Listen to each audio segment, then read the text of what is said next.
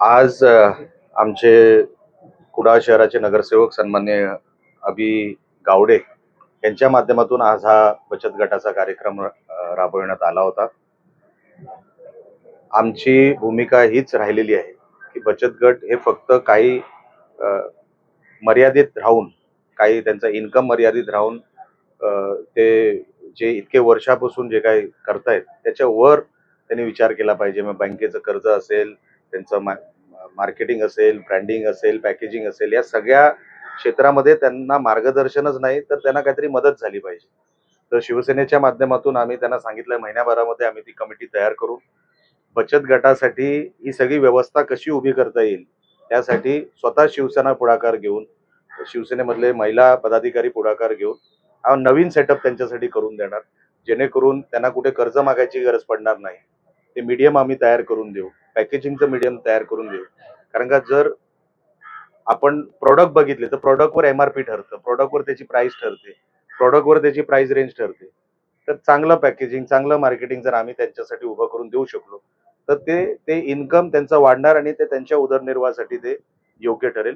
अशी भूमिका आज आम्ही ह्या कार्यक्रमाच्या माध्यमातून घेतलेली आहे. साहेब, महत्वाचा प्रश्न, कोल्हापूरला जोडणारा अंजिवडे घाट या संदर्भात तुम्ही आग्रही आहात, त्यामुळे तुम्ही पाठपुरावाही करता, काय अपडेट असतील? भाऊ, तुम्हाला मी मागे पण मला वाटतं महिन्याभरापूर्वी सांगितलं, घोडगे सोनवडे घाट रस्त्याचा ऑलरेडी सगळा विषय आता आटपत आलेला आहे. येणाऱ्या काही दिवसांमध्ये आम्ही त्याचं भूमिपूजन करून तेही काम स्टार्ट करू. अंजिवडे घाट रस्त्याचा विषय काय झाला, मागचे जे कोण लोकप्रतिनिधी म्हणजे माझ्या अगोदरचे आमदार खासदार जे होते त्यांनी चुकीच्या पद्धतीने तो डीपीआरचा विषय हँडल केला.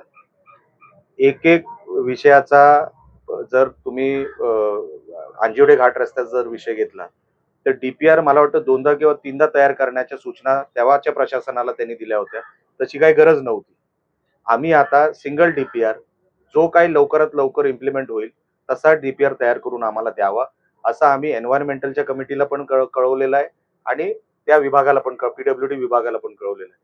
येणाऱ्या दीड महिन्यामध्ये त्याचं काय होईल, त्या हाय पॉवर कमिटी त्याच्यावर बसणार आहे. त्या हाय पॉवर कमिटीमधून आम्हाला कसं मिळेल, कारण का तो पूर्ण घाट रस्त्याचा विषय, नुसता अंजिवडे घाट रस्ता नाहीये, पूर्ण सह्याद्री घाटावर किती रस्ते प्रलंबित आहे त्याच्यावरती ती हाय पॉवर कमिटी बसणार आहे. ती बसल्यानंतर आम्हाला कळेल की नेमकं त्यांनी त्या डीपीआर बद्दल काय निर्णय घेतलाय. मुंबई गोवा महामार्गासंदर्भात नितीन गडकरींनी घोषणा केली. त्यानंतर इथले जे वैभव नाईक आहेत त्यांनी असं सांगितलंय की टोल माफी द्यावी. मला माझी आमदारांच्या अकलेची कीव येते. महाराष्ट्रामध्ये असं कुठे टोल मुक्त आहे, महाराष्ट्रात कुठला टोल फ्री आहे, कुठल्या हायवेला, हे त्यांनी मला सांगावं, उदाहरणं द्यावी. हा, त्या रेजिस्ट्रेशनला काहीतरी सूट द्यावी मी समजू शकतो. आपण MS07 आहोत तर तिकडे काहीतरी आपल्याला सूट मिळावी ते प्रस्ताव आपण देऊ शकतो.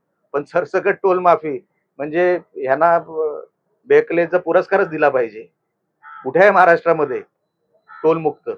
सगळीकडे टोल आहे. हा, रेजिस्ट्रेशनचे जे बोलले असते MS07 ला तुम्ही वगळा, आम्ही तो प्रस्ताव आम्ही सन्माननीय गडकरी साहेबांना देऊ शकतो. पण हे काय रिकाम टेकडे आहेत, सध्या त्यांना काय बदाम वगैरे काजू काय खात नसतील म्हणून काय अकलेचा त्यांचा भाग पहिलाही नव्हता, आजही नाहीये. साहेब, शक्तीपीठ महामार्ग आहे, तो बांद्यामधून जात होता, परंतु आता तो प्लॅन बदलला गेला आणि झाराप साळगाव 0 मधून घेतला जातोय. कसं पाहताय? जर असा कोणाचा आक्षेप असेल, बघा, ऑब्जेक्शन सजेशन हा आपल्याकडे मार्ग असतो. जर तो पिरियड निघून गेलाय तरी आपण अधिकाऱ्यांना सांगून, आपण कोणाला अधिकच त्यांना वाटत असेल की आपल्याकडून तेव्हा ऑब्जेक्शन घेण्यात आलं नाही, आता आम्हाला ह्याच्यातून काहीतरी मार्ग काढून द्यावा, तेही आपण करू शकतो. तो काय मोठा विषय नाही. पण ते आम्ही बसून ते चर्चा करून आम्ही त्याच्यामध्ये बघू काय ऑब्जेक्शन त्या प्रमाणाचं आहे का.